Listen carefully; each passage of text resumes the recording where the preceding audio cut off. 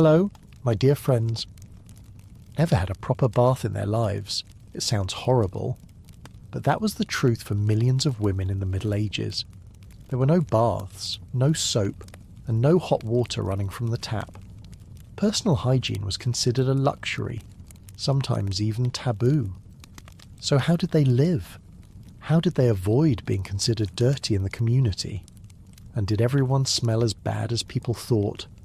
Tonight, we step into their quiet routines of wiping, rinsing, and surviving without a single real bath. So before you get comfortable, take a moment to like the video and subscribe, but only if you really like what I do here. Now, dim the lights, maybe turn on a fan for that soothing background, and let's embark on this journey together tonight.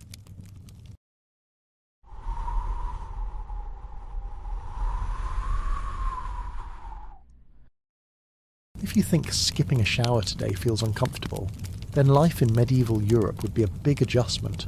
In most homes, especially in the countryside, women had no separate place for bathing. Houses were simple. Many families lived in just one room, where they ate, worked, and slept. There was no indoor bathroom. There was no private space for cleaning. There were no sinks, no faucets, and no plumbing. Every act of personal hygiene had to be done by hand, often in the open or behind a curtain, using cold water from a bucket or basin.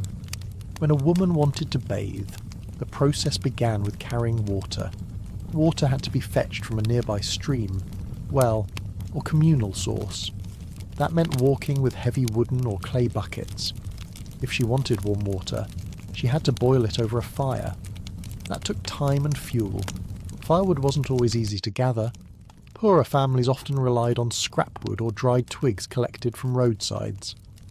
Once the water was ready, it was poured into a wooden tub, usually round and shallow, placed in the centre of the room or outdoors behind the house. Bathing didn't happen often.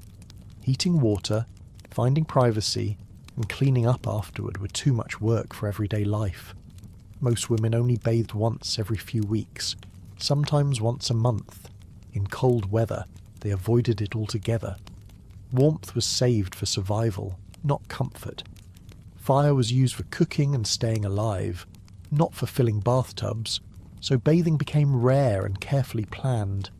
A woman might wait until a major holiday, after childbirth, or before a religious event to finally wash her whole body. Personally, I think that if I had to fetch and boil every drop of water myself, I'd skip bathing too. When it was time to bathe, it usually happened in the main living space. The wooden tub was filled with warm water, if possible. The man of the house bathed first, then the older boys, then the younger children. Women bathed last. By then, the water was dirty and lukewarm or cold. It didn't matter. That was the routine. No one questioned it. Privacy was limited. A curtain might be hung, or people might turn their backs. But the home was small. Everyone knew what was going on. In wealthier households, the situation was only slightly better. They might have more servants to carry water and more firewood for heating. But even nobles didn't have fixed bathrooms. Some castles had bathing rooms, but they were used only on special occasions. These rooms still required the same effort. Buckets of water, heated over flames, were carried up stone stairs. Bathing was always manual and slow. Public bathhouses existed in towns and cities, especially in earlier medieval centuries. These were communal places where people could soak, scrub, and even socialize. But over time, bathhouses became linked with disease, sin, and scandal. Some were shut down by church officials. Others simply fell out of favor. For women, especially married or high-status women, using a public bathhouse became risky. Rumors spread easily. A woman seen entering might be accused of improper behavior, so most women bathed at home, or not at all. Instead of full baths, they wiped down their bodies using wet cloths. They focused on areas that felt dirtiest. The face, armpits, feet, and hands were wiped regularly. They used basins filled with warm water if they could get it. No soap was involved unless they were wealthy. Most used ashes, vinegar or herbal water. Towels were rough. There were no fluffy white cloths, no soft robes, and no scented lotions. These days, even a budget hotel has a private bathroom. In the past, a queen might have bathed in the same tub as her servants. Clothing helped manage hygiene. Women wore layers. The layer closest to the skin, usually a linen shift, absorbed sweat and body oils. That layer was changed and washed more often. Outer garments were reused for long periods. Washing clothes took effort. Too, each item had to be soaked, scrubbed, wrung out by hand, and dried in the sun. In winter, drying was difficult. Damp garments often froze or stayed wet for days. Hair washing was also rare. Women covered their hair with caps or scarves. They brushed it regularly and sometimes used vinegar or herbal rinses. A full head wash happened only every few weeks, maybe even less. Combing out dirt and lice was a daily task. Mothers often did it for daughters while sitting by the fire. It was quiet, repetitive work, done without fuss. It's a little funny that medieval society expected women to stay modest and clean, but gave them no tools or time to do it properly. Perfume was for the wealthy. Most women had no access to fragrance beyond herbs. Lavender, rosemary, or mint were dried and sewn into small sachets. These were tucked into sleeves or belts. A woman might rub a bit of oil behind her ears before visiting the market or church. That was considered enough. Cleanliness was measured by appearance, not scent. There was also fear around bathing. Some people believed that washing too often could make you sick. It was thought to open the pores and allow bad air to enter. Others believed water could weaken the body. These ideas spread through villages and even among the educated. So people saw bathing not just as a burden, but as a risk. Women adapted. They used cloths instead of baths. They kept their underclothes as clean as possible. They brushed their teeth with a cloth or twigs.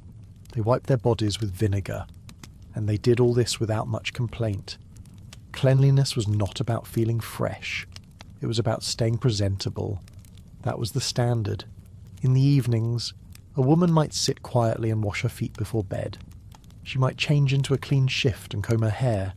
There was no mirror, no scented candle, just routine, just enough to feel prepared for sleep.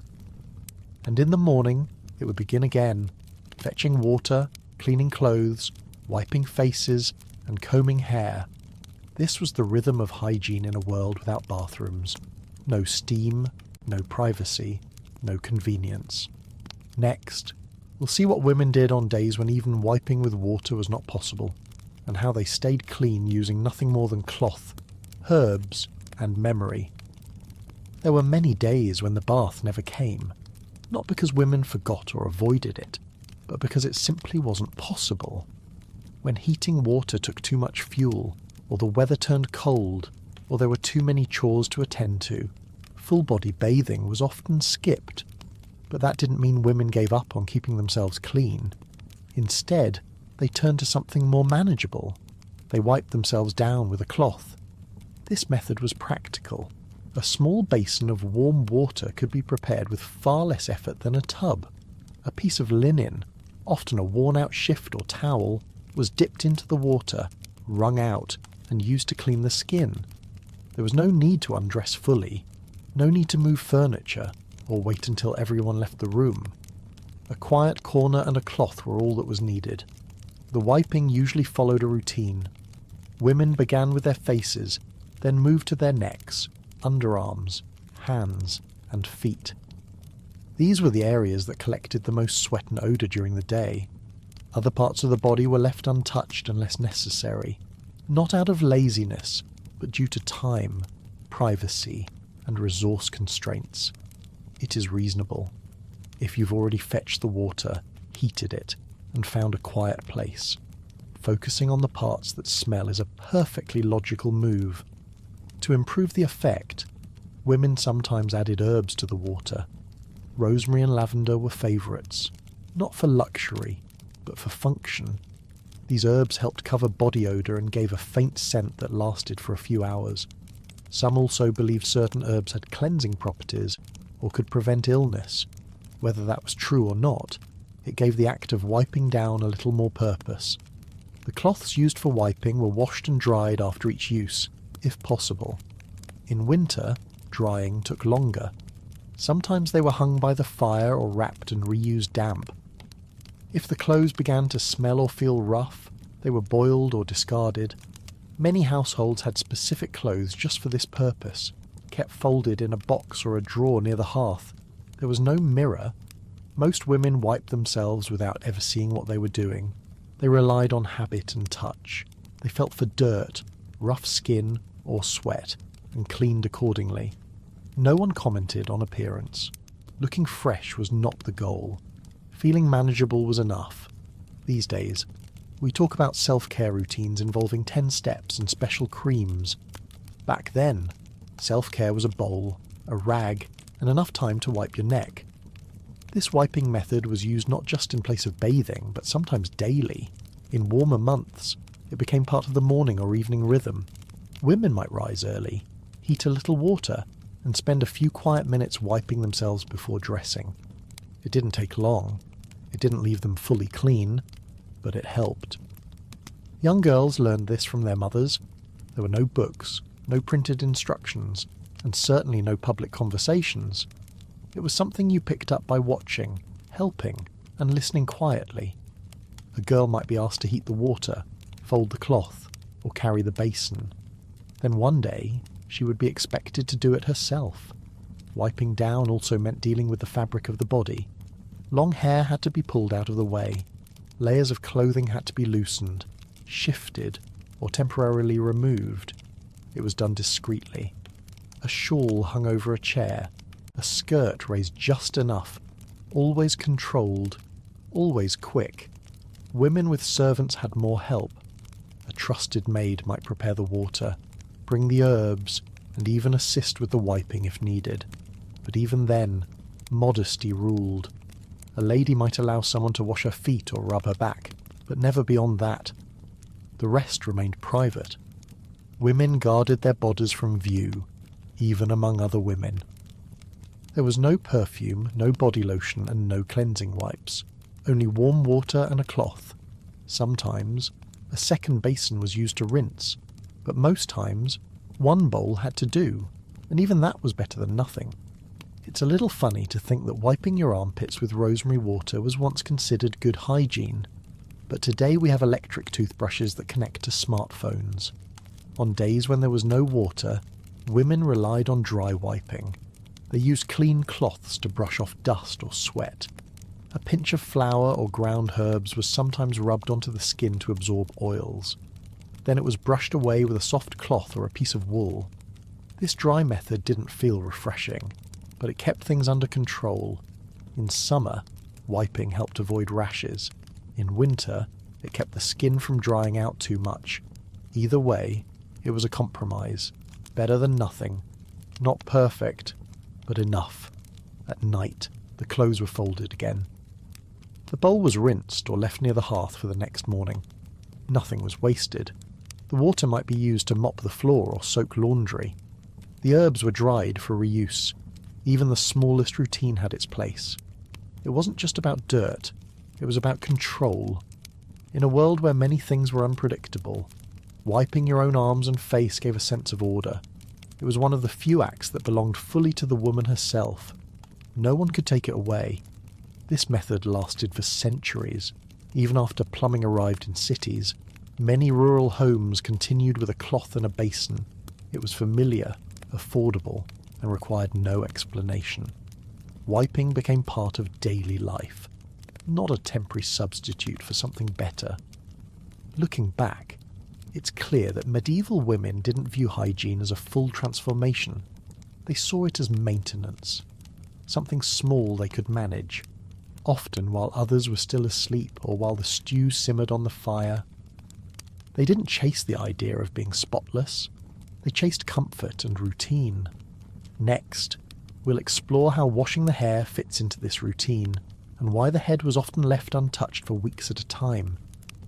While wiping down the body became the most common way to stay clean, hair care was treated very differently. For many medieval women, washing their hair was not part of the regular routine. In fact, it was often avoided for weeks at a time. There were many reasons for this, and none of them had to do with comfort. Washing hair took time, resources, and effort that most people simply didn't have. Unlike a cloth wipe, washing the head meant getting it fully wet, which was risky, especially in cold weather. Water ran down the neck and into the clothes. Hair took hours, sometimes days, to dry completely, especially in winter. Most homes had no way to heat a room just for drying off. Sitting around with damp hair was not just unpleasant, it was considered dangerous. People feared cold air getting into the body. Wet hair was linked to illness. As a result, many women washed their hair only when they had time, warmth, and privacy. That usually meant once every few weeks. Some went even longer. When the time came, they followed a process. First, they heated water in small batches and poured it into a bowl or basin. Next, they used simple materials to scrub the scalp. Soap was rare, so they turned to homemade substitutes. One method was to mix vinegar, especially apple cider vinegar, with water and use it as a rinse. It cut through grease and left the hair feeling lighter. Another method involved dried flowers or herbs. Some ground dried chamomile or lavender into powder and rubbed it into the scalp. Others made a sort of paste by mixing dried petals with water. This wasn't about luxury. These plants were chosen because they were accessible and smelled better than unwashed hair. Personally, I think if my shampoo options were vinegar or flower dust, I'd start braiding my hair and never look back. After cleaning, women would rinse their heads carefully, usually with more warm water if they had enough. Then came drying. This step required patience. Without towels as we know them today, women used linen cloths to wrap and blot their hair. They sat near the hearth or under the sun, letting the air do the work. For busy women, this wasn't practical. That's why many skipped washing entirely and turned to other methods. Instead of washing, they brushed and combed their hair regularly. Wooden combs were common, and some women added a little oil to reduce tangles. Brushing was a daily task for many, especially before bed. It kept the scalp stimulated, removed loose hairs, and helped distribute natural oils. A woman's brush or comb was personal. It was stored carefully, sometimes in a cloth bag, and rarely shared. Hair was usually braided or covered.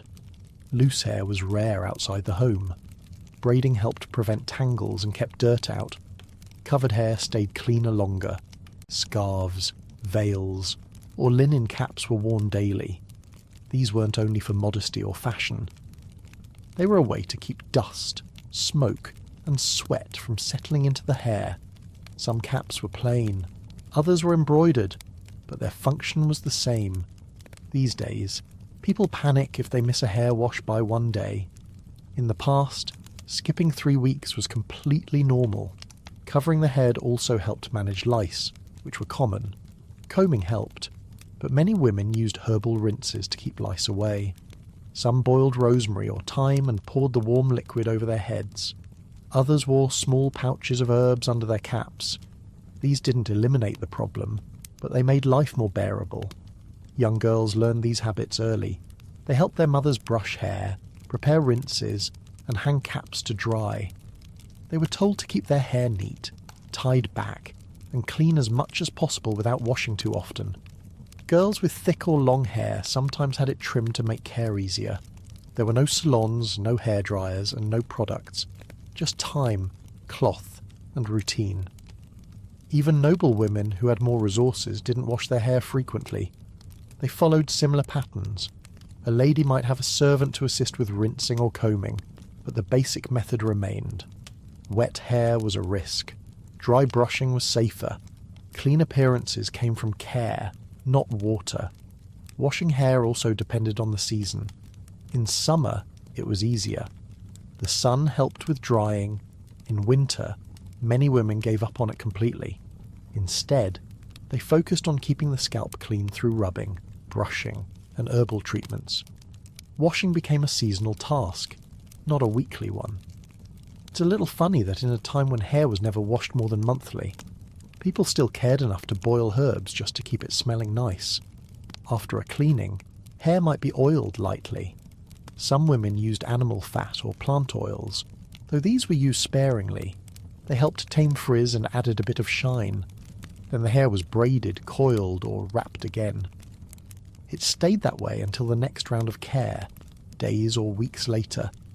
There was no expectation for hair to look bouncy, glossy, or styled. It only needed to be managed. That meant no tangles, no visible dirt, and no strong odour. Most women never saw the back of their own heads. They combed by feel, trusted routine, and moved on with their day. In rural areas, where dust and smoke were part of daily life, keeping hair under control was difficult. That made coverings even more important. A good cap could extend the time between washes and protect the hair from farm work, fire ash, or wind. A dusty braid was still better than a wet head in the middle of January. Hair was rarely cut short. Long hair was seen as normal and expected, especially for unmarried women. But length was not the focus. Neatness mattered more. A tidy braid or bun showed discipline. It told others that a woman took care of herself, even without modern tools. Looking at medieval hair care today might seem strange, even harsh. But for the women living it, these routines made sense. They saved time. They avoided illness. They kept a level of order in a world where little could be controlled. Next, we'll look at how medieval women handled menstrual hygiene, and what it meant to stay clean when the body followed a schedule of its own. After dealing with daily routines like wiping the body and brushing the hair, women still had to prepare for one of the most personal challenges of medieval life. Menstruation came regularly, but the means to manage it were limited. There were no pads, tampons, or menstrual cups. No disposable products. No instructions are printed on the boxes. Just time, fabric, and quiet adjustments were made each month with whatever materials were available. Most women used folded cloths during their period. These were small pieces of linen, wool, or other absorbent fabric, cut from old clothes or bed sheets. They were folded into rectangles or rolled into bundles and placed inside the underwear or tucked into layers of clothing. Some women had simple linen trousers to hold the cloth in place.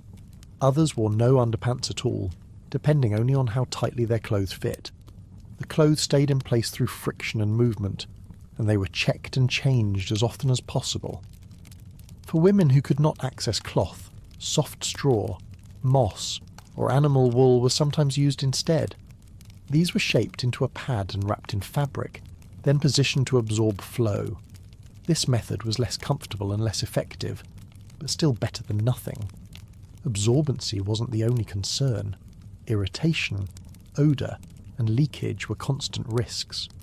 Personally, I can't imagine trusting a handful of straw to stay in place, let alone to get through a full day without trouble. After use, the cloths were washed.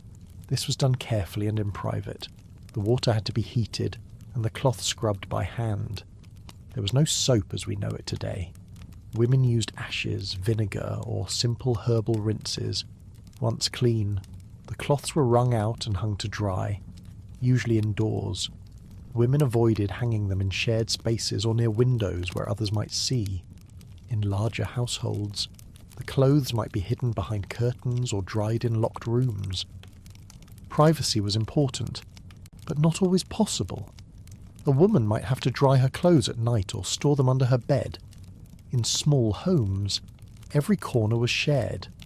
That meant women had to be creative in managing their hygiene without drawing attention. Some kept their clothes wrapped in layers of other laundry to mask stains or smell. There were no waste bins. Nothing was thrown away. Every cloth was reused. Some lasted months. Others wore out faster. Replacing them meant cutting into precious fabric, which most households couldn't afford to waste. Old shifts and aprons were often repurposed for this task. These days, we complain if a sanitary pad doesn't stick well. Back then, women were hoping the linen wouldn't shift while walking to church. Menstruation was not openly discussed. There were no lessons, no guides, and no formal knowledge passed from one generation to another. Girls learned what to do by watching their mothers or older sisters. The first period came with confusion, sometimes fear, and often silence. A girl was told what cloth to use, how to clean it, and what not to say. Shame was common. Understanding was not. Some families believed menstruation made a woman unclean. During her cycle, a woman might be asked to sleep separately or avoid the kitchen.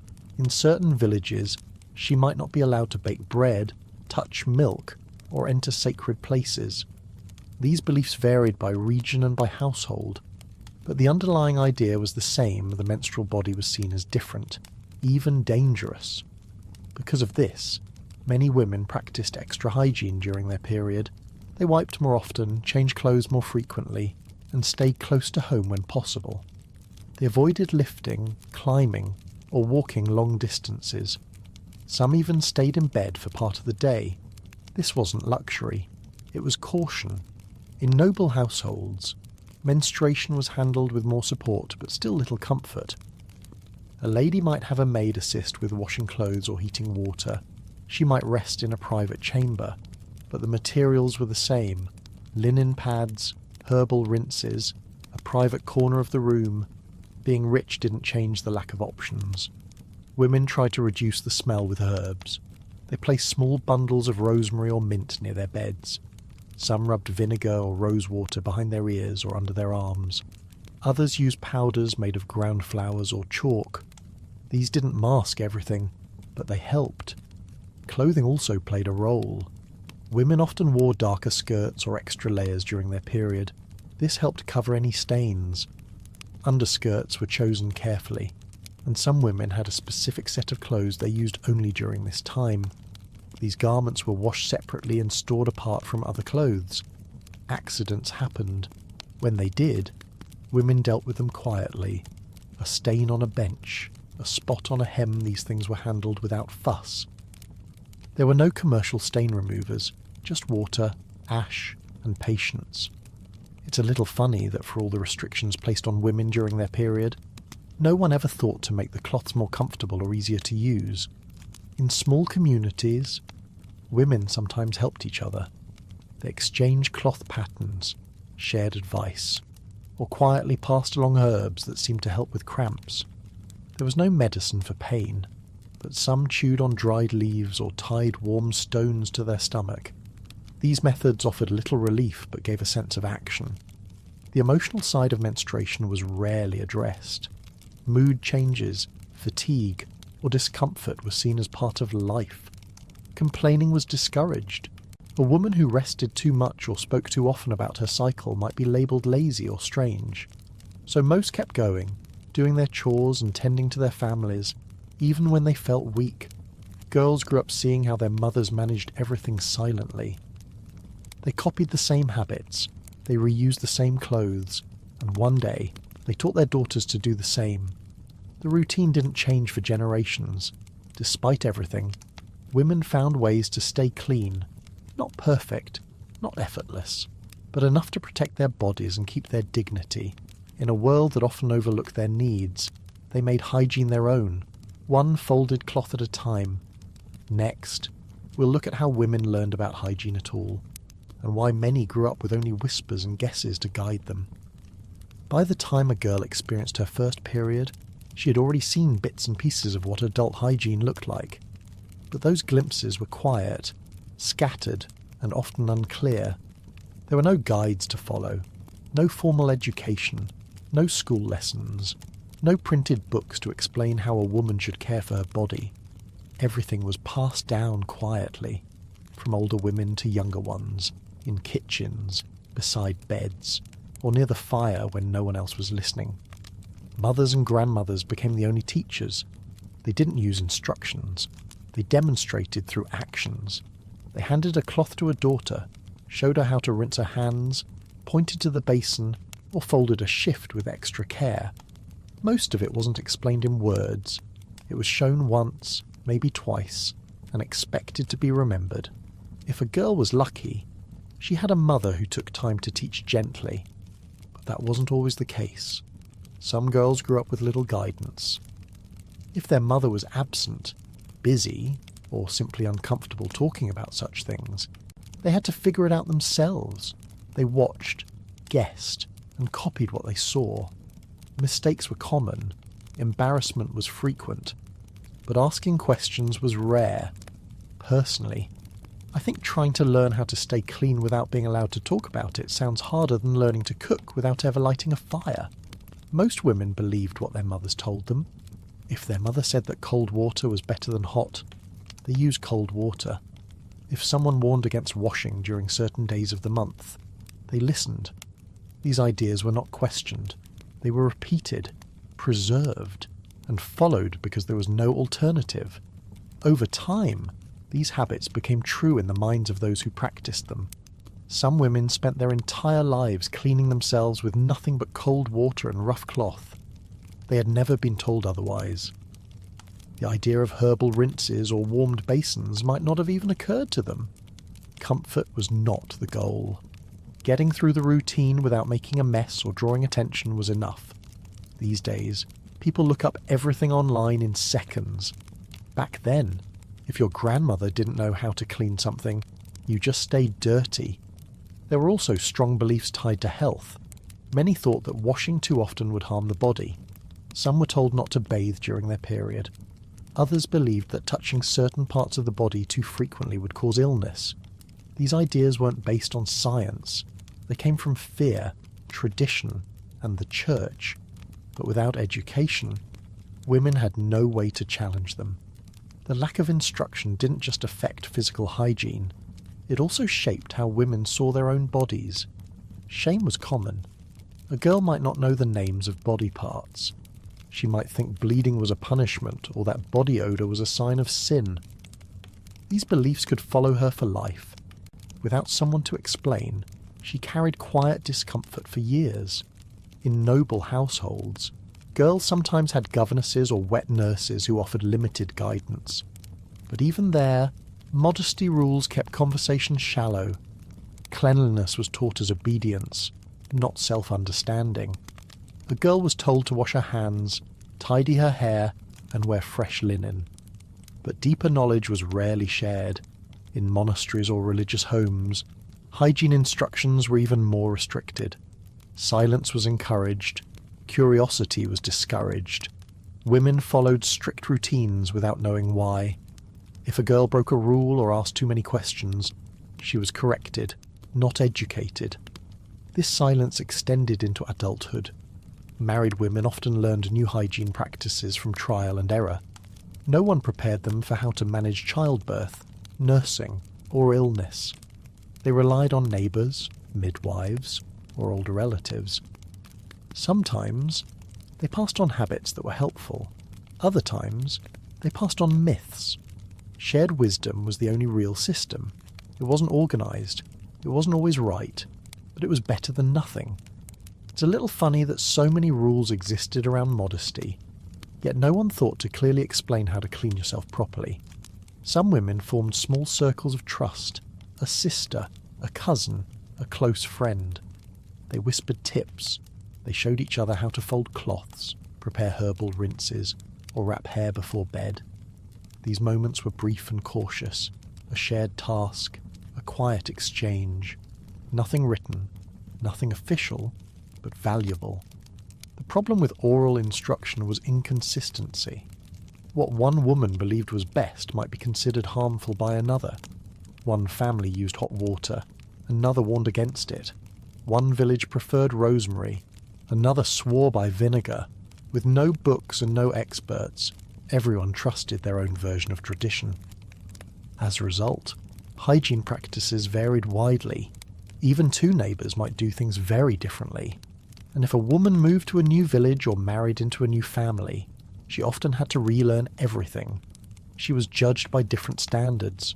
What had once felt normal now seemed strange. Older women were respected for their knowledge, but not always questioned. Age gave authority, even when the information was outdated. A grandmother who had lived through many winters carried more weight than an herbalist with better advice. That meant some poor habits continued long after they should have faded. Girls with no family nearby had it hardest. Orphans, servants, and outsiders had fewer people to teach them. They watched others from a distance, picked up fragments of routine, and invented their own way of doing things. Some succeeded. Others lived in confusion and discomfort. Despite these challenges, many women found their rhythm. They took the pieces they were given and built their own systems. They kept their clothes folded a certain way. They stored herbs in the same spot each month. They turned habits into routine, even if no one had taught them directly. And when it was their turn to pass it on, they did the same. They didn't write it down. They didn't explain in detail. They handed over a bowl, folded a cloth, and hoped their daughter would figure it out. Next, we'll see how medieval women used makeup and scent not for beauty, but to cover fatigue and mask the parts of hygiene they couldn't fully manage. Without formal instruction, most women simply learned hygiene by observation and habit. But even when they did their best with water, cloth and herbs, there were still days when it wasn't enough. Life was hard, work was constant, sleep was limited, and bathing was rare. So when all else failed, many women turned to something else entirely. They covered what they couldn't fix. Through colour, powder, and scent, they found small ways to hide fatigue and control how they appeared to others. Makeup in medieval times wasn't about fashion or creativity. It was a tool, a way to look less tired, less dirty, and more composed in front of others. Women weren't trying to stand out. They were trying not to be noticed for the wrong reasons.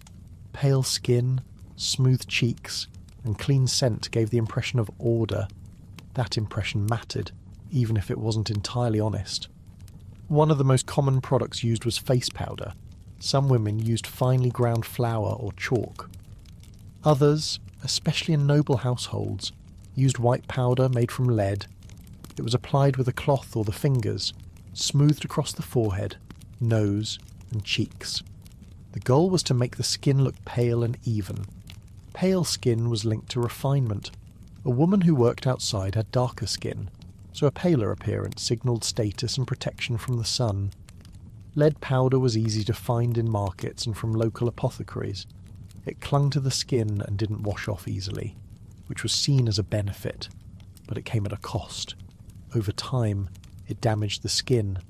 Women developed sores, discoloration, and peeling. Still, they used it, often unaware of the danger or simply lacking safer alternatives. Personally, if my choices were between looking rested and risking a face full of sores, I might just choose to stay tired. Along with powder, women added colour to their cheeks. This wasn't done every day, and it depended on what they had access to. A common method involved rubbing beet juice or juice from boiled radish onto the skin. It left a reddish tint that mimicked natural blush. Some women made pastes from crushed berries or used wine. These homemade mixtures were applied sparingly. A little colour on the cheeks made the face look warmer and more awake. Lip colour was used less often, but it did exist. One method was to mix red clay with animal fat, creating a soft paste that could be dabbed on the lips. It gave a muted red tone and helped prevent chapping. Like other beauty practices, this was not about glamour. It was about making the face look alive, even after days of work, mist baths, or poor sleep. These days, we debate whether makeup should be matte or dewy. In the past, the main concern was whether it would hide 3 weeks of exhaustion. Scent played a large role in these routines. Since full bathing was rare, women found other ways to manage body odour.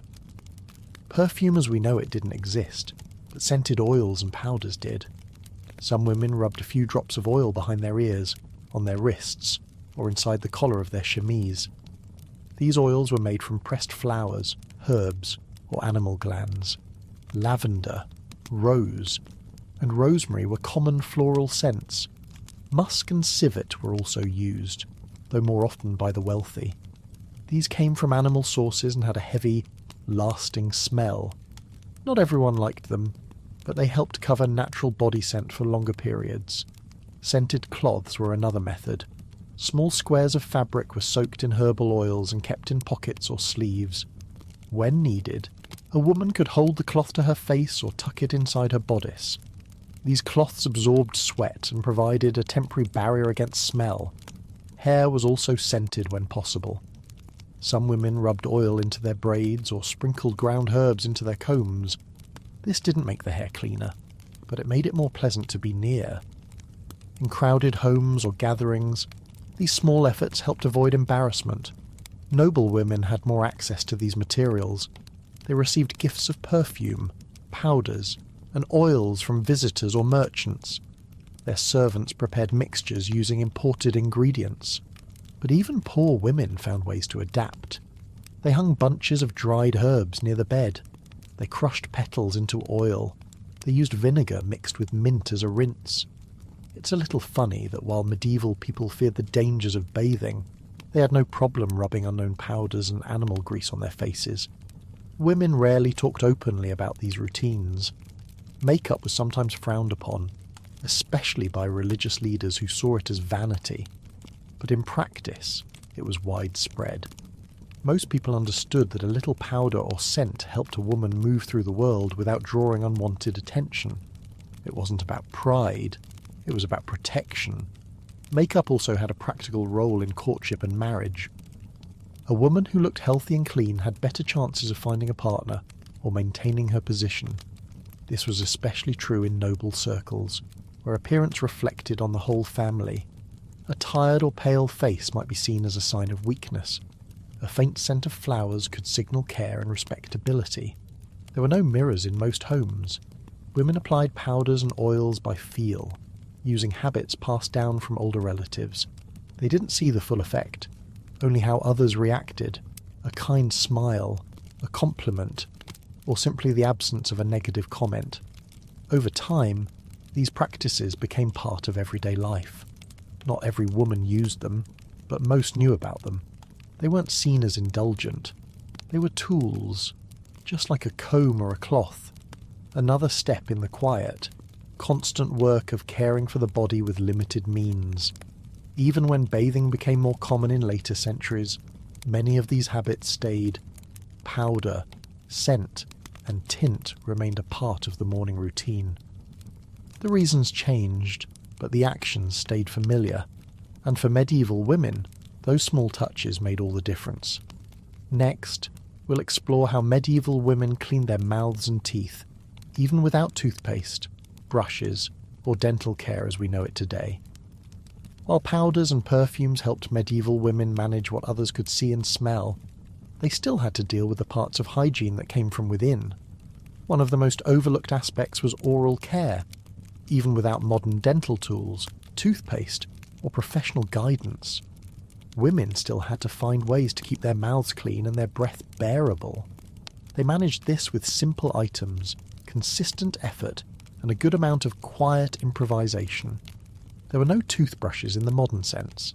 Instead, women used small cloths or soft twigs. The twigs were usually taken from trees like willow or hazel. These types of wood were chosen because they were flexible, fibrous, and gentle enough not to damage the gums. One end of the twig would be chewed lightly until it frayed into soft fibres. Then it was rubbed against the teeth to remove food and build-up. The process was basic, but effective enough for daily maintenance. Cloth was another common tool. A strip of clean linen was wrapped around a finger and used to scrub the surface of the teeth and the inside of the cheeks. This method allowed for a bit more control, especially for women who didn't have access to suitable wood or lived in areas without those trees. The clothes were rinsed after use and hung to dry, and were often used repeatedly until they wore out. Personally, if I had to choose between chewing a tree branch and rubbing my gums with a rag, I'd probably end up doing both and calling it a day.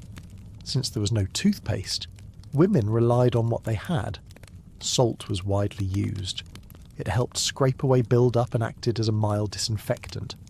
Some women dipped their twig or cloth in dry salt before scrubbing. Others dissolved it in warm water and used the mixture as a rinse.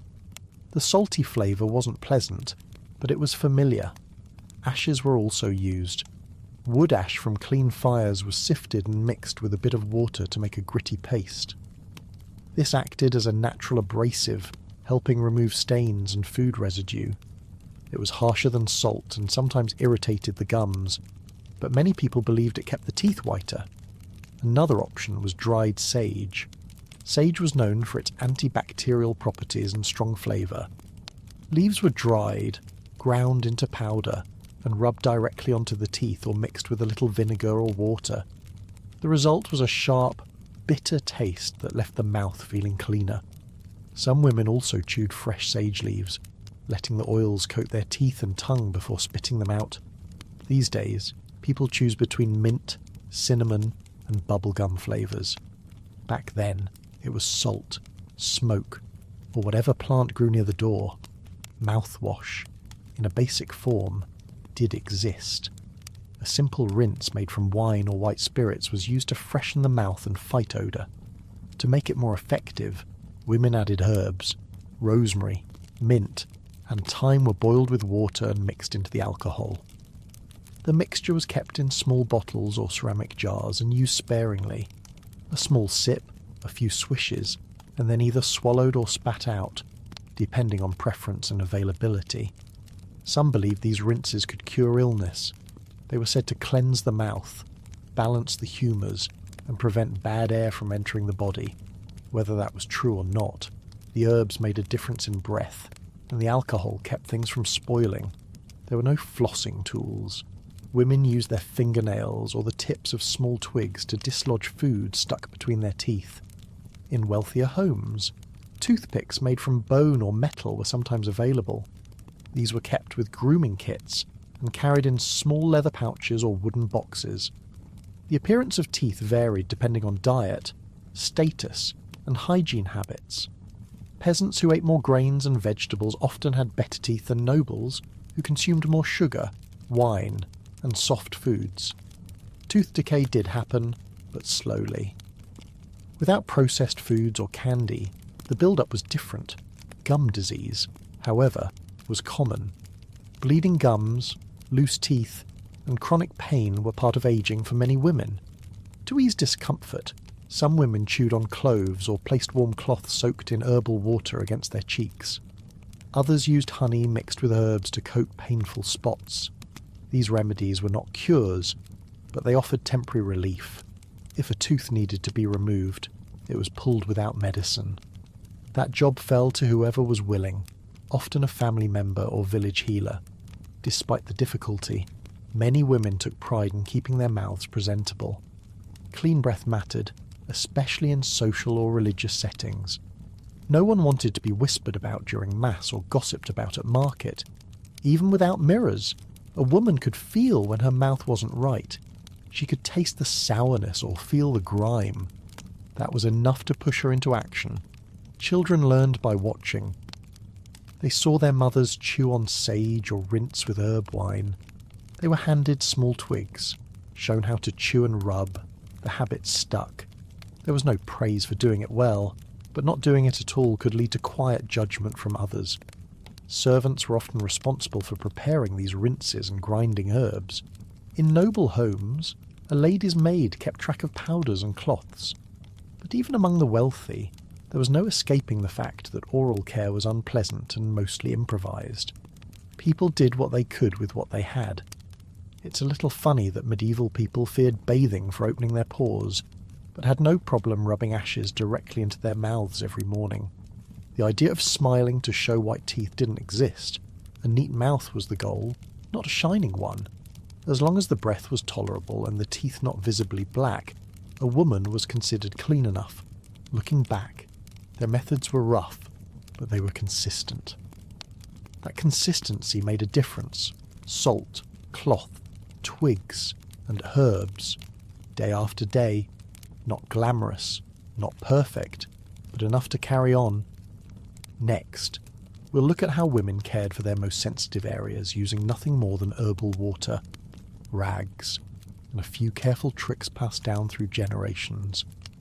After taking care of their teeth and breath with cloths, herbs, and rinses, medieval women still had one more part of hygiene that required attention and care, though it was rarely spoken about. The intimate areas of the body were treated with the same combination of practicality and silence as everything else. There were no special products, no ready-made bottles, no guidance from doctors, Just plants, cloth, and whatever a mother or grandmother had once whispered. Most women cleaned their genital area using warm herbal water. This wasn't a full bath, and it didn't involve soaking. Instead, they prepared small amounts of water infused with common herbs and used a cloth to wipe or dab gently. Two of the most trusted herbs were mugwort and Vietnamese balm. These plants were valued for their scent and their supposed healing properties. Mugwort was believed to ease irritation. Vietnamese balm was used for freshness and comfort. The herbs were usually dried and kept in bundles. When needed, they were boiled in water for a few minutes, then left to cool. The liquid was strained and poured into a ceramic bowl or small basin. A cloth was dipped in, wrung out, and used to gently clean the outer area. This was done privately, usually while squatting over the bowl or sitting on a low stool. It was not done quickly or in public. This part of the body was seen as private and even sacred in some beliefs, but also as something that needed to be controlled. Personally, I think that sitting over a steaming bowl of mugwort water sounds more like a ritual than a routine, but I'd still rather do that than go weeks without cleaning anything. Women avoided using their bare hands for this task. Even when privacy allowed for undressing, they still preferred clothes. Using hands was seen as improper, especially for unmarried women or girls. It was also believed that touching too much might lead to illness, infertility, or moral weakness. These were not scientific ideas. They were folk beliefs, repeated over generations, tied to modesty and superstition. Because of this, women kept specific clothes for intimate care. These were smaller, softer, and used only for this purpose. Afterward, they were washed separately and dried out of sight. In poor households, a single cloth might be reused for months. In wealthier homes, they were changed more often. Either way, the cloth was never shared. There were no commercial feminine washes, no scented gels or cleansing foams. Everything came from herbs, clean water, and old habits. Some women added salt or vinegar to the wash water, believing it helped prevent infections. Others used chamomile or yarrow. What mattered most was routine. Skipping this step for too long led to discomfort, odour, or fear of judgment. These days, entire supermarket aisles are filled with intimate care products. Back then, all you needed was a boiled leaf and a clean cloth. Girls learned these routines slowly. Most were not told directly. Instead, they watched their mothers or older sisters prepare the herbal water and disappear behind a curtain. At some point, a girl would be handed a cloth and shown where the herb bundles were kept. Nothing was written, nothing was explained in full. It was just expected that she would do the same. In colder months, preparing warm herbal water was harder. Firewood was scarce. Water was slow to heat. Still, women made the effort. The discomfort of cold wash water was better than the feeling of not being clean. In warm weather, the herbs were more accessible, and the whole process felt easier. For some women, especially those living alone or with limited resources, even this form of hygiene was difficult. Without someone to teach or help, they had to guess. Some skipped the practice altogether and relied on wiping with dry cloths. Others tried to keep clean with plain water. It wasn't ideal, but it was better than nothing. Smell was always a concern. Without regular washing, odour builds up quickly, especially during menstruation or illness. Herbal water helped. Some women also wore small sachets of dried herbs tied to their waist or tucked into their chemise. These didn't stop the odour, but they helped mask it slightly. The clothes themselves were stored carefully. Most women had a small box or wrapped bundle hidden among their personal items. These cloths were never used for other parts of the body. Reusing rags for general wiping or cleaning the house was common, but not in this case. This part of hygiene had its own tools, however simple. There was also fear attached to this kind of care. Some women believed that if they cleaned too often, they might disturb the natural balance of the body. Others were told that cold herbal water could harm fertility. Whether these ideas came from local midwives, older relatives, or travelling healers, they were taken seriously.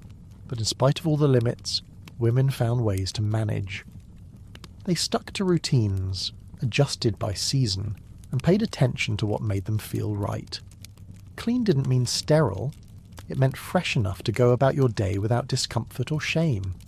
It's a little funny that for all the shame and secrecy surrounding female hygiene, the only thing standing between women and infection was a pot of boiled weeds. Midwives sometimes gave advice. In villages, they were the closest thing to health authorities. They might recommend certain herbs for itching, others for after childbirth, and some for daily care. Their knowledge varied, but many women trusted them more than any priest or physician. Noble women followed similar routines but with more help. A maid might prepare the herbal water, bring clean cloths, and wait outside while the lady took care of herself.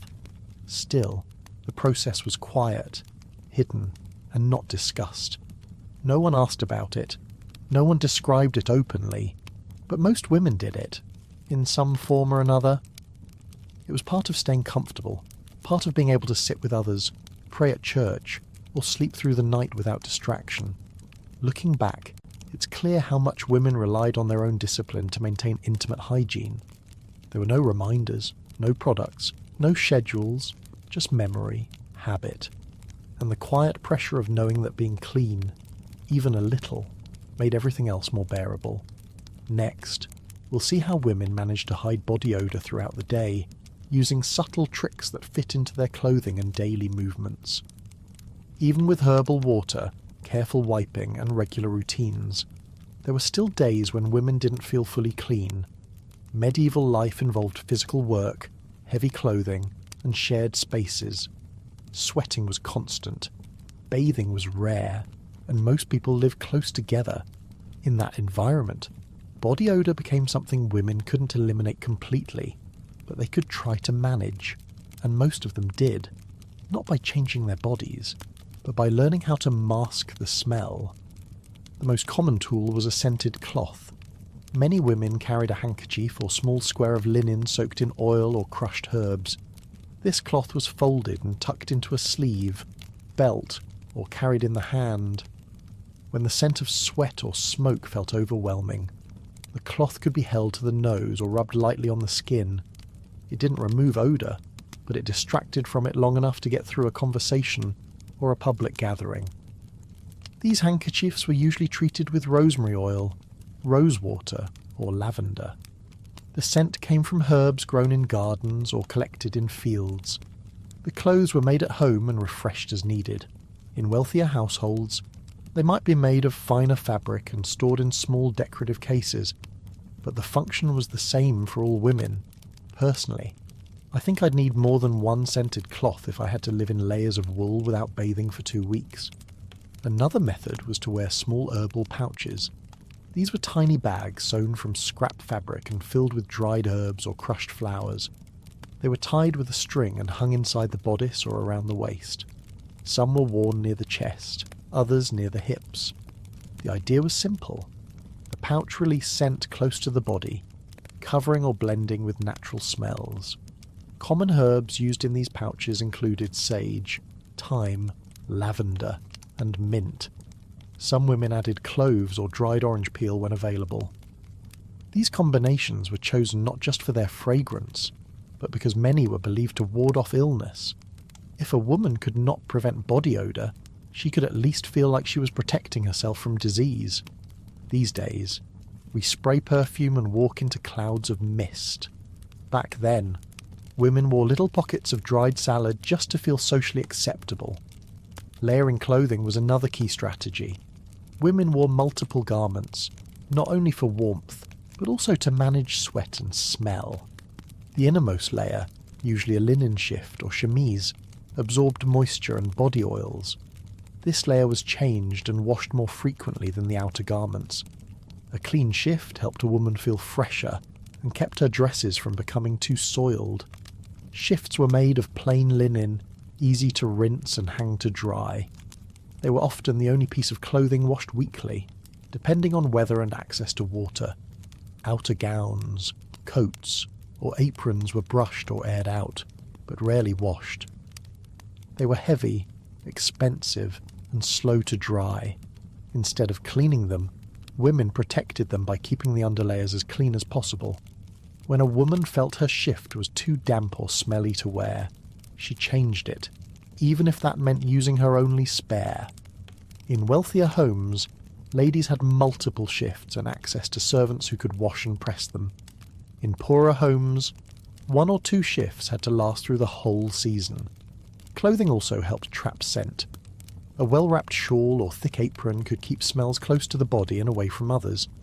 This wasn't ideal, but it worked well enough for short trips to the market or church. Some women wrapped cloths around their necks or wrists, places where sweat tended to linger. Others lined their bodices with sprigs of dried herbs. Men also smelled, often more than women, but women were judged more harshly. A woman who smelled too strongly might be seen as careless, unclean, or sinful. So even when they couldn't control the scent, many women tried to appear like they had. They stood at a distance. They spoke softly. They limited movement to avoid drawing attention to the odour. Smell was also tied to class. Nobles used more fragrance. They could afford imported oils and spices. They had servants to wash linens and refresh their garments. But even among the rich, people knew the limits. A duchess who smelled like roses still hadn't bathed in a week. The perfume was a cover, not a cure. It's a little funny that in a world where people feared hellfire and illness, the biggest worry for many women was whether someone could smell yesterday's sweat through 2 layers of linen. Women taught each other these tricks. A mother might show her daughter how to make a herb pouch, how to fold a scented cloth, or how to layer clothes for the best effect. These weren't grand lessons, just quiet moments, shared during chores or dressing. Once learned, they became habits. Some women burned herbs in small clay bowls to scent their rooms and clothing. Others hung bundles of dried plants near their beds or windows. Even bed sheets, rarely washed, were sometimes rubbed with scented oil or hung outdoors to absorb fresh air. These efforts were small, but they helped create the feeling of cleanliness, even when true cleanliness was out of reach. The church sometimes frowned on excessive fragrance. Scent was linked to vanity, temptation, or false appearances, but most people ignored those warnings. The choice was between a modest scent or an obvious odour, and most women chose the former. They weren't trying to attract attention, they were trying to avoid it. Some women even brought scented cloths to funerals or crowded churches, where heat and lack of ventilation made the smell of unwashed bodies hard to bear. The cloth served both as a handkerchief and as a shield against overwhelming air. A small tool, a big difference. Looking back, these habits show how resourceful women were. They couldn't stop sweating, they couldn't bathe often, but they learned how to work with what they had: herbs, cloth, and patience. That was their system: quiet, repetitive, practical. Next, we'll explore how clothing itself became a form of hygiene, acting as a barrier between sweat, dirt, and the rest of the world. Covering odour with herbs and cloth worked well enough in daily life, but in the end, nothing protected a woman from dirt, sweat, and judgment more than her clothes. Garments were not just for modesty or warmth, they were the final layer of hygiene, in a world without bathrooms, laundry machines, or deodorant. What a woman wore played a major role in how she felt and how others perceived her. Most women dressed in layers. The innermost layer was a chemise, or shift, made of coarse linen. It rested directly against the skin, absorbing sweat, oils, and any dirt from daily tasks. This piece was simple, long, and loose. Some had sleeves, others were sleeveless, depending on the season. The shift was not meant to be seen, but it was perhaps the most important item in a woman's wardrobe. Its purpose was clear. It absorbed everything before it could reach the outer garments. Because linen was breathable and absorbent, it trapped moisture and helped reduce the spread of odour. Of course, this meant that the shift had to be cleaned regularly. In homes where water and firewood were scarce, it was often the only piece of clothing that was washed once a week. Everything else stayed unwashed for much longer. Personally, I think the shift deserves more credit. It wasn't fancy, but it took all the hits so the rest of the outfit could survive. Above the shift, women wore dresses made of wool or heavier linen. These outer garments were rarely washed. The material was thick, hard to dry, and costly to maintain. Instead of cleaning the dress itself, women brushed it off, aired it out, and let the underlayer do the hard work. Sometimes, aprons were added to protect the front of the dress during cooking or cleaning. Aprons could be replaced or rinsed more easily. In colder months, outer layers became thicker and longer. Coats, cloaks, and shawls were added. These didn't just provide warmth. They also helped hide stains, frayed hems, and the smell that might cling to underlayers. A thick wool cloak could mask both appearance and scent. It wrapped around the body like a shield, protecting the woman from outside judgment and her neighbours from her natural odour.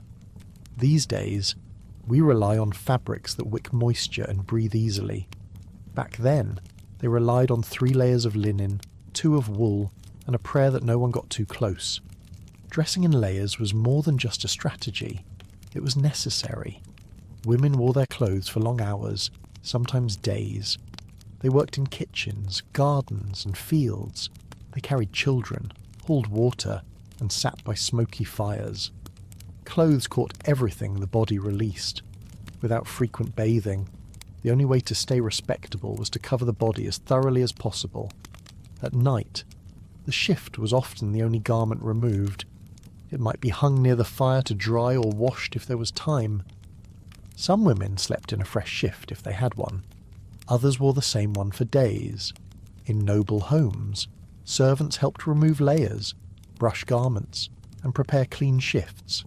In poorer homes, women did everything themselves, sometimes washing a shift while still half-dressed in another. Colour played a role too. Outer clothes were often dark, patterned, or dyed with plants that helped hide dirt. Inner garments were plain and pale. Stains showed easily on a shift, which was useful for knowing when it needed washing. On the other hand, dark cloaks and dresses hid everything. A woman could wear them for weeks without drawing comment, as long as the linen beneath was clean. Smell control depended on materials. Linen absorbed moisture and dried quickly. Wool resisted dirt but held on to scent. Cotton was rare. Silk was used only by the rich and had to be treated delicately. Most women worked with what they had. If they could afford extra shifts, they rotated them. If not, they rinsed and reused until the fabric wore thin. Clothes also protect against skin problems. Layers reduced friction, shielded against insects, and limited exposure to dust and smoke. A woman who wore a proper shift and clean apron had fewer rashes and infections than one who wore the same dress without any lining. Storage mattered. Garments were hung near the fire to keep dry or folded in wooden chests with herbs. Some women added lavender or rosemary to their clothing trunks, hoping to keep garments smelling pleasant. Others hung their dresses in open windows, letting the breeze do what a bath could not. Washing outer garments happened rarely, and only in warm seasons. The process was long. Water had to be hauled, heated, and scented. Garments were soaked, scrubbed on wooden boards, and wrung by hand. Drying took hours or even days. For this reason, most women owned as few outer pieces as possible. A ruined dress meant weeks of repair or replacement. It's a little funny that in a time when people feared illness from bathing too often, they thought nothing of wearing the same cloak for an entire season. Children learned early how to care for their clothes. Girls were taught to fold garments, patch holes, and spot stains. They practiced layering their outfits correctly and keeping their shifts clean. Older girls helped younger siblings get dressed. These routines became second nature. Dressing properly was also tied to morality. A woman who wore too few layers or exposed too much skin might be judged harshly, even if she was clean underneath. Modesty and hygiene were often seen as one and the same. A neatly dressed woman, fully covered, was assumed to be well kept. Whether or not she had bathed was a separate issue. Even women who worked in the fields took pride in their layering. A patched shift, a clean apron, a tidy cap. These were signs of care and discipline. They showed that the woman respected herself and her community. Appearance was the first defence, and clothing was the first tool. Looking back, it's clear how much work women put into managing their hygiene through what they wore. Without products, machines, or services, they used linen, wool, and habit. They dressed each morning with purpose, knowing that their garments were doing more than just covering them. They were carrying the burden of every missed bath and every hard day. Next, we'll look at the quiet role of servants and maids, and how they became the behind-the-scenes caretakers of other women's hygiene. Behind every noblewoman who appeared clean, composed, and neatly dressed, there was usually someone working quietly in the background. That person was often a servant, usually female, whose job extended far beyond sweeping floors or preparing meals. In many households, the maid or lady's attendant became something else entirely: a personal caregiver, a silent witness, and at times a kind of unofficial nurse. Though no one called her that out loud, she was expected to manage much of what we would now associate with basic health and hygiene. Helping a noblewoman stay presentable was not a simple task. Each day began with dressing, which was a layered process. The maid helped remove nightclothes, inspected shifts for stains, fetched clean ones if available, and assisted in arranging layers correctly. She had to make sure everything was in order, from the tightness of laces to the folding of sleeves. The goal was not just beauty, it was an order. A woman who looked neat was assumed to be clean, and that illusion often depended on the quiet work of her servant. Cleaning the body was part of the routine too. The maid brought warm water, unfolded cloths, and waited behind a screen while the lady wiped herself. Sometimes, the servant was asked to help with hard-to-reach areas: the back, the feet, and the hairline. There were no gloves, no tools, just hands, cloth, and trust. It was a daily duty, often done without complaint. Personally, I think being asked to rub someone else's feet with vinegar water before breakfast is a strong test of loyalty. Hair was another responsibility.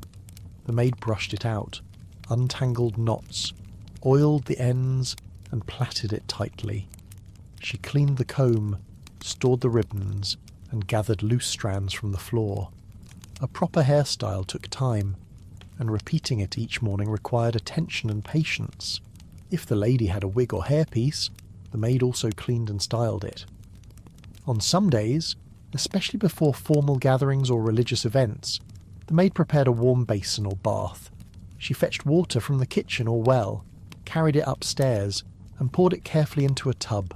If herbs or scented oils were requested, she steeped them first. Then she held up towels, emptied the used water, and washed the cloths afterward. Her clothes often got wet in the process. These days, people pay extra for spa services. In medieval times, that experience came with carrying your buckets and not telling a soul about it. Toileting was the most private task, and yet the maid was often present for that, too. Chamber pots had to be emptied.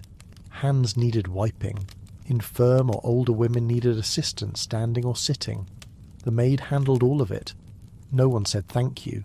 No one asked how she felt about it. That was simply her role. What she saw and did stayed unspoken. Silence was part of the job. Even among other servants, she was not supposed to repeat what she'd witnessed. Sores, smells, changes in mood, or moments of physical weakness. A good maid kept secrets. A loyal one kept them forever. These expectations extended to medical care. If the lady had a fever, the maid wiped her face. If she had cramps, the maid prepared herbal wraps. If there was bleeding, swelling, or discomfort, the maid cleaned and dressed the area. She wasn't trained. She learned by doing, or by watching older servants. There were no manuals, just routine, instinct, and the memory of how things had been handled the last time. Maids also managed laundry. That included soiled shifts, menstrual cloths, handkerchiefs, and anything that absorbed body fluids. They boiled water, stirred linen with sticks, rinsed, wrung, and hung each item to dry. They handled stains quietly. If something could not be saved, they patched it or hid it. Their work made sure that no one outside the house ever knew what had gone wrong inside. They were also expected to maintain a calm presence. If the lady was nervous, the maid remained still. If she was angry, the maid listened. If she cried during cleaning, the maid did not speak. The relationship required balance, distant enough to be proper, close enough to be useful. In some homes, the maid was the only person who truly knew the condition of the lady's body. Doctors were called rarely and only when necessary. Husbands might not know about infections, weakness, or recurring pain. But the maid knew. She saw the changes, washed the cloths, and noticed the new bruises. And she remembered. It's a little funny that in a house full of staff, the person who did the most medical work had no title, no training, and no recognition. Young girls entering service started by assisting older maids. They learned which herbs to boil, how to fold cloths, and when to speak. They watched quietly and copied the routines. Over time, they became the main caregiver, the one the lady called first in the morning and last before sleep. Trust was earned over the years. A maid who kept her place, protected her lady's privacy, and never gossiped became irreplaceable. She might not have had a room or fine clothes, but she was valued in a different way. Some stayed with the same woman for decades, witnessing every illness, pregnancy, and grief. In return, the lady sometimes showed small kindnesses, a warmer cloak, a better meal, or a quiet word of thanks. But there was always a distance. One washed, the other was washed. That boundary stayed in place no matter how many years passed. Looking back, it's easy to see how vital these women were. They were not called doctors. They were not treated like family. But their hands carried out the work that kept others comfortable, clean and dignified. Without them, the routines would have broken. The appearances would have failed, and no one would have looked as proper as they needed to. Next, we'll explore the simple personal tools that made hygiene possible. Small items kept in wooden boxes and guarded as carefully as gold.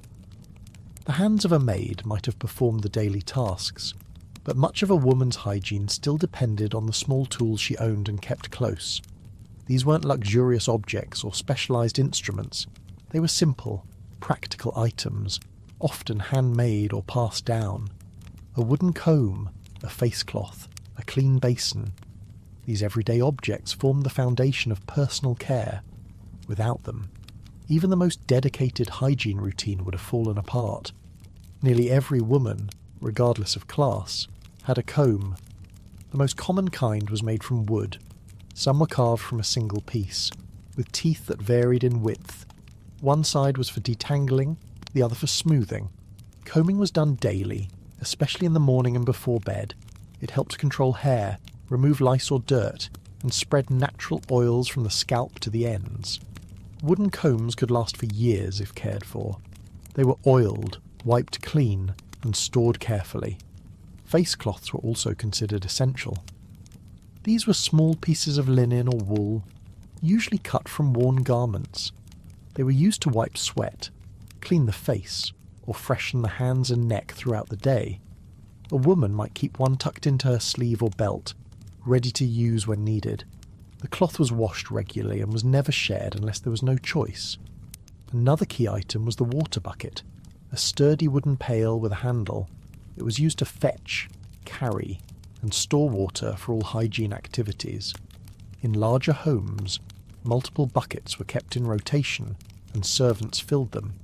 In smaller households, women carried them themselves, walking long distances to wells or streams. Water was used sparingly. A single bucket might need to cover washing the face, soaking cloths, and even rinsing a comb. Personally, I think if I had to carry every drop of my wash water from a stream, I'd think twice before washing anything at all. Other tools included scraps of cloth used for wiping the body. These were not fancy or specially made, just soft, worn fabric that had already served another purpose. Old shifts, pillowcases, or baby clothes were often cut into squares. These pieces were folded and stored in bundles, used for everything from wiping underarms to drying the feet. Pumice stone was another item found in many homes, rough but effective. It was used to scrub hardened skin, especially on the heels and elbows. Some women also used it on their hands to remove calluses. It was not comfortable. The stone could be harsh, especially on delicate skin, but it was one of the only options available for exfoliating the body. It was stored dry, wrapped in cloth, and taken out when needed. Needles were more commonly associated with sewing, but they also played a role in hygiene. Small splinters were removed using sewing needles. Ingrown hairs were picked free. Some women used needles to pull out small thorns from their feet or hands after working in the garden. A clean needle, warmed by the fire, became a minor medical tool in homes where no doctor would ever come. These personal items were usually stored together in a wooden box or a woven basket. The box was often kept under the bed or inside a trunk. It held a woman's most private tools, including her comb, cloths, herbs, small scissors, and sometimes a mirror if she was lucky enough to own one. The box was not shared. Even between sisters, these items were considered personal. Lending a comb or cloth was done only in emergencies. These days, we have entire bathroom drawers filled with gadgets. Back then, a woman kept everything she needed for hygiene in one wooden box the size of a loaf of bread.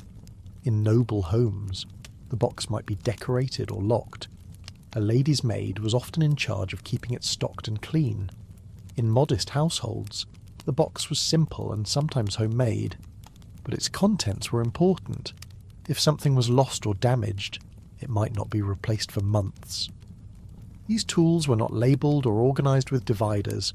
A woman simply knew where things were. She folded her clothes a certain way. She tucked the comb into the same corner each time. The repetition kept things familiar and easy to find. Over time, the tools became extensions of the routine. A girl might remember her mother dipping a cloth in warm water or using the same needle for 20 years. These memories shaped how she formed her own habits.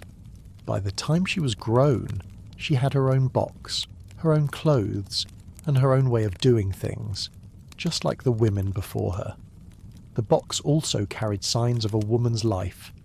A worn comb spoke of long hair and daily care. A frayed cloth told of years of wiping and rinsing. A cracked pumice stone showed how often the feet were scrubbed. These tools aged alongside their owners. The simplicity of the items didn't mean they were unimportant. On the contrary, losing one could throw off a routine. If a cloth tore and no replacement was ready, the day's washing might be skipped. If a comb broke, hair tangled, and headaches followed. So women took care of their tools, not out of sentiment, but out of necessity. It's a little funny that so much of daily hygiene depended on a few items that today would barely fill a travel bag. Children grew up watching how these tools were used. They helped fetch water, rinse cloths, or oil combs. They were taught not to touch the private box unless told. A daughter might receive her own set of clothes or a small box when she reached womanhood. It marked a step toward independence, even if the tools inside were plain. These small items didn't offer luxury, but they offered control. In a world full of unpredictability, with weather, illness, and hunger always close, the simple act of reaching for the same cloth each morning gave a sense of order. It meant something was still within reach. Something was still yours. Looking back, it's easy to see how these tools held quiet power. They weren't discussed or displayed, but they helped women stay clean, calm, and composed. One cloth at a time, one comb through the hair, one needle near the fire. Next, we'll look at where these routines actually took place. In the makeshift wash stations in the middle of homes, yards, or hidden corners that served as private spaces for public lives. The tools may have been simple, but the spaces where medieval women cared for their bodies were even simpler. There were no bathrooms, no tiled washrooms, and no spaces designed for privacy. Hygiene had to happen wherever there was room and water. That meant most daily routines took place in the middle of living areas, beside the fireplace or outside in the yard. These spaces were not created for comfort. They were created out of necessity. In most households, the washing area was a wooden basin placed in the corner of the main room or out near the back wall of the house. There were no fixed fixtures or plumbing. The basin might sit on a bench or the ground, depending on who was using it. It was filled by hand, emptied by hand, and cleaned with leftover water and ashes. Once the washing was done, the basin was set aside to be used again for something else, like laundry or soaking vegetables. Water was fetched from wells or streams, carried back in buckets made of wood or metal. The same bucket used to wash a face might later be used to rinse dishes or clean tools. There was no clear line between kitchen water, cleaning water, and hygiene water. What mattered was availability. On days when water was limited, hygiene routines were skipped altogether. There was little privacy. In homes with only one room, everything happened within view of others. Women might turn their backs, hang a cloth for modesty, or wait until children were outside. But true isolation was rare. Washing became something quick and quiet. No one stared, but no one pretended not to notice either. Personally, I think it would be very difficult to focus on wiping my face if I knew 3 people were also kneading bread right next to me. Outdoor washing happened more often in warm weather. A wooden tub or shallow barrel might be placed in the yard behind the house. There, women could rinse their feet, scrub a cloth, or wash their hair. Sometimes they washed children in the same space. The tub was used for many purposes and shared by the entire household. It was not left filled. Water was poured in for each use and emptied immediately afterward. Bathing or wiping took place quickly. The wind, dirt, and curious animals made outdoor hygiene unpredictable. A passing neighbour might see something. A goat might drink the rinse water. These were not emergencies. They were part of life. Everyone understood the limits.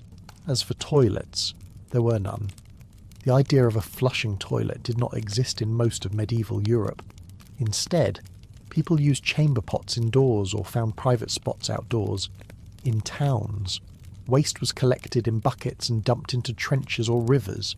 In the countryside, it was often poured into open ditches or shallow pits dug near the house. The smell was constant, especially in the summer. These days, people complain when a bathroom doesn't have scented soap. Back then, a family felt lucky if the waste pit didn't flood after the rain. In noble households, there were slightly better arrangements. Some castles had small stone rooms with wooden seats built over holes that led to cesspits. These rooms were sometimes referred to as garderobes. Still, they lacked water and had no method for flushing. Servants had to clean them by hand, using ash, herbs, and water to reduce the smell. Even in royal settings, the odour never truly left.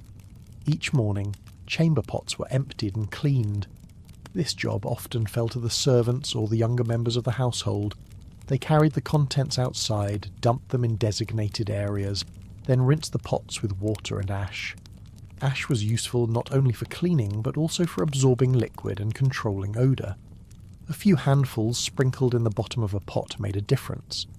These cleaning routines became part of daily life.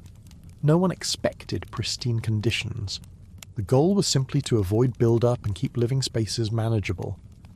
In homes without servants, women did this themselves, often first thing in the morning before others woke up.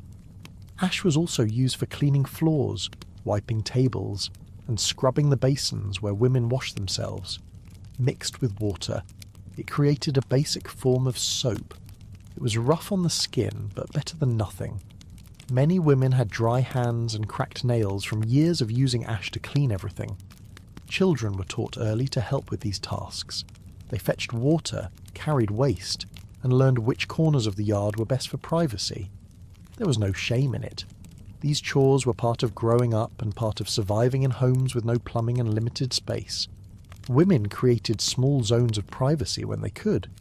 A curtain hung from the ceiling, a bench turned sideways, a stool was placed near the fire. These spaces became makeshift washrooms. In the early morning or late evening, a woman might finally find a quiet moment to rinse her face or change her shift.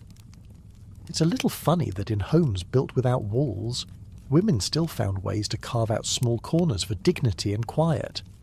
In towns, public bathhouses sometimes provided a place to wash, but many women avoided them due to reputational risk. Instead, they stayed home and made the most of what they had: a small bowl, a clean cloth, a few minutes by the fire before the room filled with noise and movement again. Even during illness, the same spaces were used.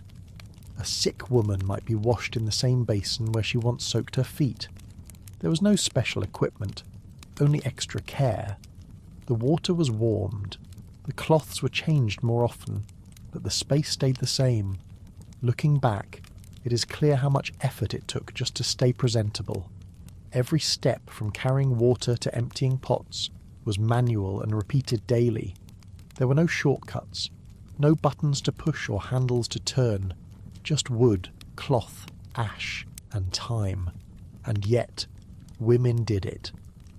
They washed, rinsed, wiped, and cleaned in the most basic conditions, not for luxury, but for routine, not for appearance, but for comfort. These spaces, as humble as they were, became important. They gave structure to the day and a sense of normalcy. Next, we'll explore how women use scents and flowers not just for decoration, but as quiet tools to manage sleep, stress, and unspoken discomfort. Even without soap, baths, or perfume bottles, women in the Middle Ages found their own ways to manage how they smelled. After all, personal scent was something others noticed quickly, especially in tight indoor spaces, thick clothes, and warm seasons. With little access to running water or regular bathing, the solution was not to get rid of the smell but to cover it. And for noble women or those in better households, scent became not just a necessity, but a quiet art. Herbs and flowers were the most common tools. Lavender, rosemary, mint, and sage were easy to grow in gardens and dried well. Women kept small cloth sachets filled with these herbs and tucked them into sleeves, bodices, or belts. When they moved, the warmth of their bodies helped release the scent. A single motion could spread the fragrance. It was subtle but effective, and it made a difference in crowded halls or during long days sitting in layers of wool. For more persistent odour, women used stronger methods. Oils infused with crushed herbs were dabbed behind the ears, under the neck, or near the wrists. These oils were usually mixed at home or by apothecaries, using olive oil, almond oil, or even animal fat as a base. Some were thick and greasy, leaving stains on linen collars, but women used them anyway, because the alternative was worse. Personally, I would rather risk a greasy collar than have people catch a whiff of 3-day-old sweat under 5 layers of clothing. Fresh flowers were a luxury. When available, women braided them into their hair or tucked them into folds of their sleeves. In spring and summer, rose petals or marigolds were popular. In colder months, dried petals stood in their place. These touches were both decorative and practical. The smell might not last long, but it gave the woman a moment of relief, a small sense of freshness in a world where clean water was scarce. The bedroom was another space where scent mattered. Beds were large, shared, and often stuffy. Without proper ventilation, odour lingered on blankets, straw mattresses, and curtains. To deal with this, women sometimes tied small bundles of dried lavender or thyme above the bed. These were called sleeping herbs. The smell helped mask the mustiness of old bedding and, some believed, kept away illness. Some households scattered dried herbs on the floor, especially during feasts or visits. As people walked over them, the herbs crushed and released their smell. It was a way to freshen the room without cleaning it. In wealthier homes, servants refreshed these floors daily. In poorer homes, herbs were reused until they crumbled into dust. These days, people buy automatic air fresheners for every room. Back then, a handful of crushed thyme and a cracked window had to do the job. Certain herbs were chosen for specific reasons. Rosemary was believed to sharpen the mind. Lavender helped with sleep. Sage was thought to prevent illness. Women learned to mix and match these based on the time of day or the mood they wanted to set.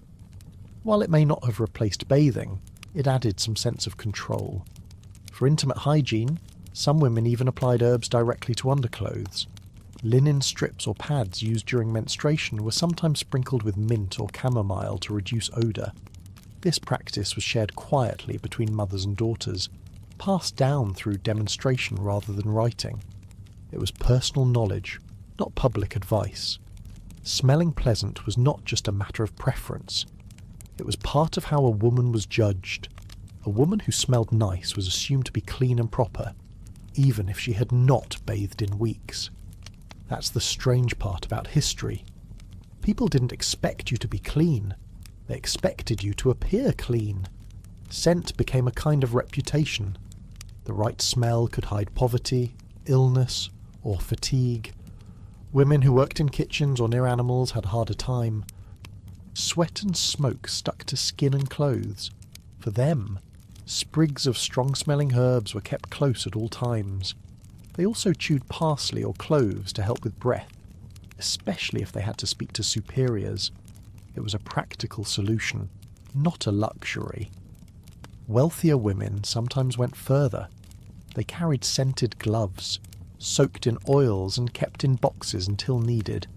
Gloves were worn to church or social visits, and when hands were raised in greeting, they released a pleasant scent.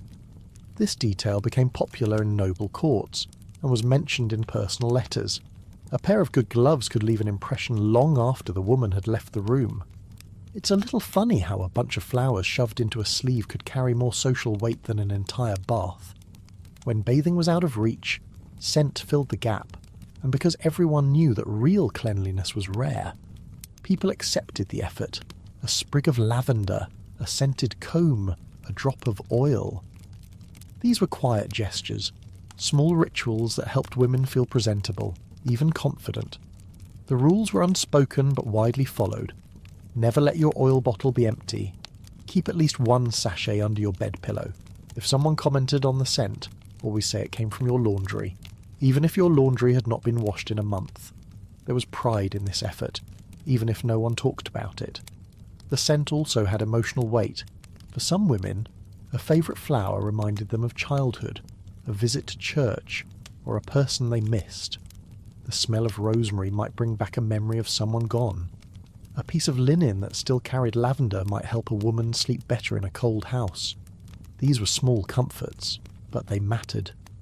Next, we'll step into the rituals of hair care, not for style or beauty, but for one simple goal: keeping it untangled, uninfested, and under control. During religious festivals or long journeys for pilgrimages, women faced even greater challenges in maintaining personal hygiene. The comforts of home, modest as they were still better than the conditions on the road. Without access to familiar spaces, tools, or water sources, women had to adapt. Cleanliness became a matter of improvisation and endurance. Women who prepared for travel often packed a small personal kit. It did not contain anything elaborate. Usually, it was a cloth pouch with a piece of soft linen, a few sprigs of herbs, and perhaps a comb. This was their hygiene kit. There were no disposable products, no bottles, no soap bars, just a few items that could be folded, reused, and tucked away. When stopping along the road, especially in groups, women looked for quiet corners, behind trees, or near low stone walls to handle quick washing. They rarely bathed. Water was scarce and meant for drinking or cooking. If they came across a stream, they might rinse their hands or splash water on their face, but nothing more. Full-body washing was not expected, and in some cases, not even allowed. For quick cleansing, some women used large leaves, like those from fig or burdock plants. These leaves were soft, wide, and could absorb a bit of water or oil. They were used to wipe sweat or dust from the skin, then discarded nearby. The act was simple and fast. No one lingered, no one looked. It was something done in silence, with respect for each other's privacy. Personally, I would find it very difficult to clean up using a leaf while also worrying if someone's ox cart was about to round the corner. Pilgrimage routes were full of such moments. People moved together, but hygiene was handled alone. Women waited for early morning or dusk, hoping for some quiet. If they were travelling with men, they had to be even more careful. Layers of clothing helped create barriers, but not comfort. Some carried bundles of dried herbs like lavender or rosemary. These were pressed into the corners of their bags or tucked between layers of linen. The scent helped mask body odour, especially after days without bathing. The herbs also had a mild antibacterial property, though few people thought in those terms. It simply made them feel fresher. Water for washing was rarely reserved for women. Most of it went toward cooking or shared drinking. If a stream was nearby, the water might be used for feet or hands. But during summer, those streams could dry up. In winter, they froze. Either way, women learned to manage without. These days, we complain when a hotel room doesn't include shampoo. Back then, women crossed half of Europe with only a cloth and a twig in their pocket. Clothing helped to manage hygiene. Undergarments were changed whenever possible. A shift made of linen could be rinsed at a stopping point and dried on a rock, but that required sun, warmth, and time. Often, women had neither, so they layered. One set for travel, one extra set for sleeping, if they had the luxury. Most only had one. Some women fasted during